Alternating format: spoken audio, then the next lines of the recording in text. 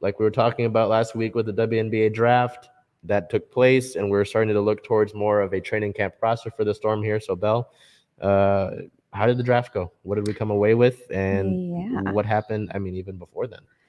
I mean, okay, so let's go ahead and start with, like you said, the unfortunate news of our sections, injury news. So on the 17th, center Mercedes Russell was treated for a non-basketball related injury on April 11th, 2022, and will miss training camp.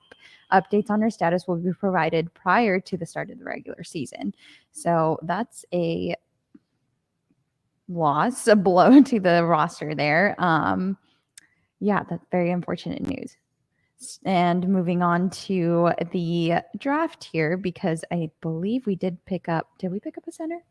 Yeah, Yes. that first pick is a center. So first picked was Elissa Cunane, who is a center from NC State. She's 6'5". She averaged 14.8 points per game, 7.9 rebounds per game in 4 seasons with the Wolfpack, and was a WBCA first team All-American in 2022. So I know we were looking at this last week, and we wondered what roles we needed the most, and of course, this Mercedes Russell news gives such an insight on what we might need to fill. Yeah, and it's interesting though because that little piece there about a couple things from it. Non-basketball related injury, that's 7 days ago now. So I mean, it's obviously a recent development that we really didn't have any idea about. And update on her status will be provided prior to the start of the regular season. So again, it is tough with the way that the WNBA rosters are set up, where you got limited spots and you need expansion in this league. But with Russell maybe starting the year out on an injured list, Cunane here, the number 17 overall pick might play her way onto the roster at the beginning of the year. And interesting to see how that plays out. But yeah, I mean, I guess it's kind of fortunate timing for her, but also unfortunate to suffer an injury at all. So I'm interested to see what it actually is, because if it's non-basketball related, wasn't something I want to know the severity and what actually happened. Yeah, for sure. We'll see when they give us that kind of information. Of course, I think we're all curious here. So hopefully we get some more insight and she recovers quickly. Our number 18 overall pick, the team selected Lorella. I'm going to have you say that last name. Kubaj. Okay, perfect. Kubaj out of Georgia Tech, then immediately trades her to the New York Liberty for the Liberty's 2023 second round pick.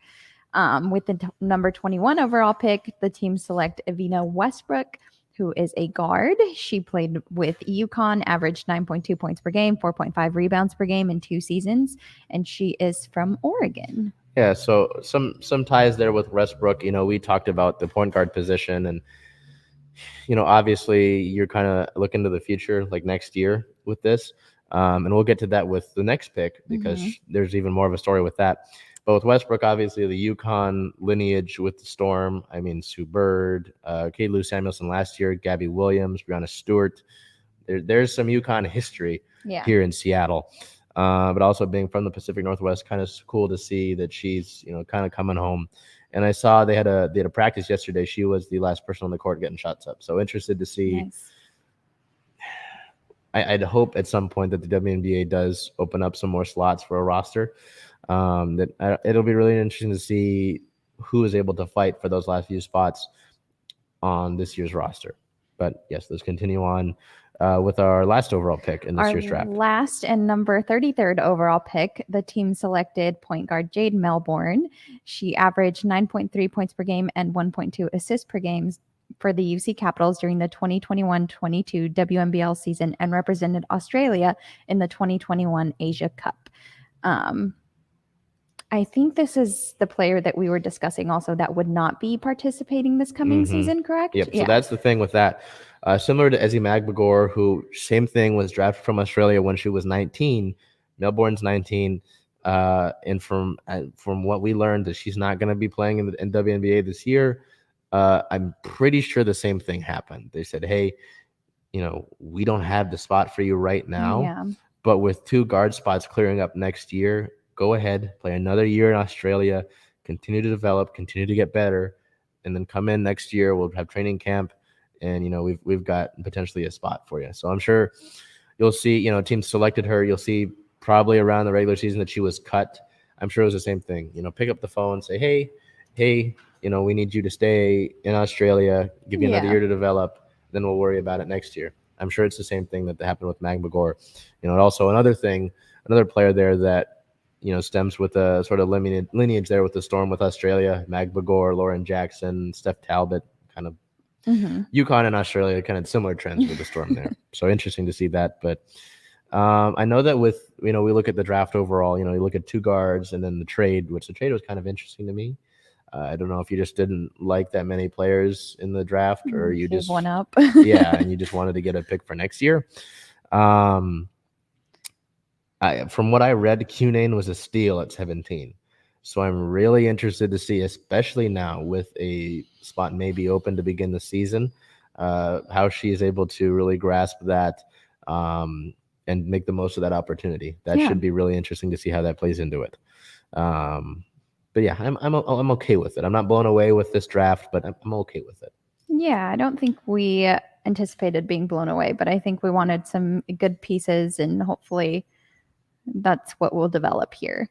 So, moving on to some more Storm news here. On April 12th, there was schedule news. The Storm will play a second and final preseason game on April 28th, and that will actually be an away game in Phoenix. Also related to Phoenix, the Storm are joining the Phoenix Mercury and the rest of WNBA to support Brittany Griner's Heart and Soul Shoe Drive. The team will be collecting donations of new and gently used shoes at their May 14th game versus Phoenix to benefit a Seattle nonprofit chosen by the players. That was so good to read for me, just because, of course, Brittany can't be here to do it herself. Yep. And so people backing up her cause or backing up her drive here really just shows a community. Yeah, and to coming see the together. whole league, like you said, like the rest of the WNBA to get involved with that is really good. And it's unfortunate because it's every league is like, okay, did something new happen with Brittany? And we haven't seen anything, I think, in like a month.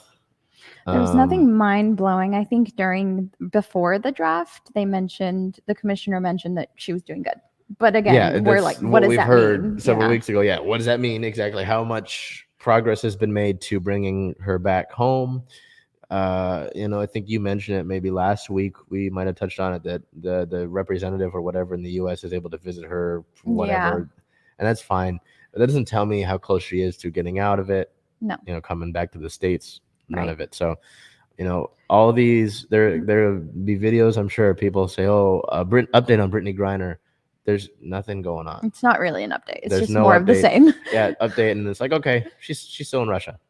But no, to see that the Storm and the rest of the WNBA are doing this and kind of, keeping that running, Solidarity. like you said, as she's not able to do so, it's cool to see. And I'll try to bring some stuff over when that game takes place on the 14th, because I mean, it's again, like you said, it's a good cause. And on April 14th, the Storm signed 3 guards to training camp contracts: Reina Perez, Paisley Harding, and Jenna Giacone. So wish them success, and hopefully they can find a good spot here on the Storm. Moving on to league notes here. On April 12th, it was reported that ESPN scored the most viewed WNBA draft since 2004. 403,000 viewers, which is up 20% from 2021, and it peaked at 463,000. So it was, I mean, good to see the viewership, but I know that as someone, when we were sitting here editing the episode after recording it and watching it, obviously because to see who the Storm picked, I just had it going on. And the troubling thing, Holly Rowe does a lot of coverage for women's sports.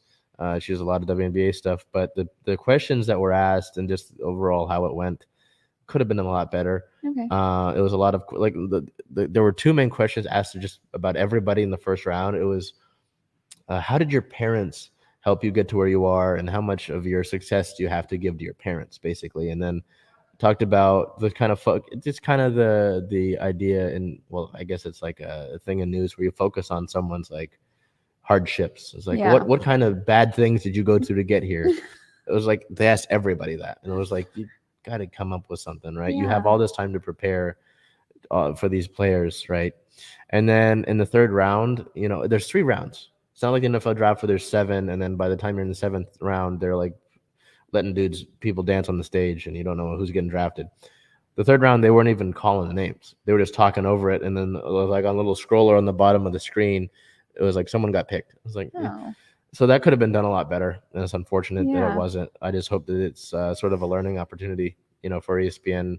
It's great that it was hosted, obviously, but things could have been done better. But I just hope that for next year's draft that it's they improve on some of these things. Definitely. I don't think that you can have blanket questions for different people because, of course, you kind of want to tailor every question to that person. So that's unfortunate and agreed. I think organization and it being more like the NBA draft where it's the same thing for every player up until the end. You don't have to question whether you're going to see someone go up there and receive their honors for being picked by a team. So that's unfortunate. Hopefully they are able to, like you said, learn from it and improve. And looking ahead for the Storm, we have April 23rd against the LA Sparks, and that's here at Climate Pledge. Yep, 6 o'clock. We looked at, Bel mentioned those 3 on training camp deals and the draft. I mean, this is I think we looked at it last week or 2 weeks ago. They're like, to me, there's like 8 players of the 12 spots that you're going to get that probably have their spots secured, and I'd be really surprised if those 8 didn't. So that leaves 4 spots, and unfortunately now there's like 11 people fighting for 4 spots. So it sucks because you wish you'd be able to send them down to, like, if the WNBA had a version of the G League, or you had a few more roster spots. Like with the Seahawks, they have the practice squad. Have a practice squad. Yeah. It doesn't have to be 11, obviously, but like 5, 2 to 5, 3 to 5. But this is a great opportunity. It's a game, live reps. It's not like practice where you can go through drills. You got a live opponent where you can try to make the most of it. So, I mean, I wouldn't expect Sue Bird to play it very much at all. None Same of with the big 3. Yeah, just expect that. Maybe get in like 10 minutes and all right, let's go. Yeah. You got to get the rest of the girls in there. The women have to prove themselves and fight for those spots. So, you look at it as a preseason game, but this is, in a crucial year, where you're fighting to send, one of the best players of all time out, your best player of all time probably in history, to on a positive note. This is a really critical, training camp to see who best is going to help your roster leading into regular season. So it's important.